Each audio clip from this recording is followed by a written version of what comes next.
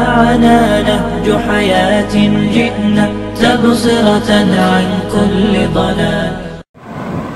بسم اللہ الرحمن الرحیم نحمدہ ونصلی علی رسولہ الکریم. ہمارا کچھ دنوں سے سلسلہ حدیث چل رہا تھا، اس کی کچھ نشستیں چل رہی تھی. آج اسی سلسلے کے اندر ایک نشست ہے. اللہ تعالیٰ ہمارا پڑھنا پڑھانا اور یہ سننا قبول منظور فرمائے. بسم اللہ الرحمن الرحیم. قال النبی صلی اللہ علیہ وسلم المرء مع من احب. اس حدیث کے اندر آپ صلی اللہ تعالی علیہ وسلم نے ایک پیغام امت کو دے دیا اور تمام انسانیت کو ایک پیغام دے دیا. وہ کیا پیغام؟ وہ یہ پیغام دیا کہ انسان جس کے ساتھ محبت کرے گا وہ اسی کے ساتھ ہوگا. کیا مطلب اس حدیث کا؟ اس حدیث مبارکہ کا مطلب یہ ہے کہ انسان اس دنیا کے اندر اپنا رہن سہن جن کے طور طریقوں کے مطابق رکھے گا.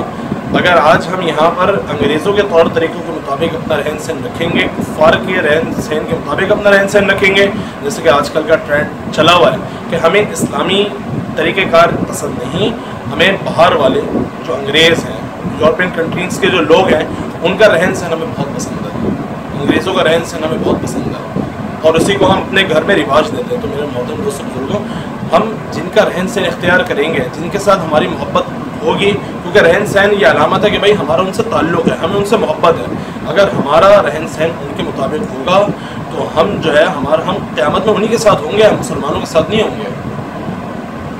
ٹھیک ہے؟ اور اگر ہمارا رہن سہن نبی پاک صلی اللہ تعالیٰ علیہ وسلم کے طریقوں کے مطابق اور آپ صلی اللہ تعالیٰ علیہ وسلم کی سنتوں کے مطابق ہوگا تو انشاءاللہ ثم انشاءاللہ اس حدیث مبارکہ کے اندر جو پیغام دیا گیا تو انشاءاللہ ثم انشاءاللہ ہمارا حشر جو ہے اور ہم قیامت میں آپ صلی اللہ علیہ وسلم کے ساتھ ہوں گے، صحابہ کرام رضوان اللہ اجمعین کے ہم ساتھ ہوں گے.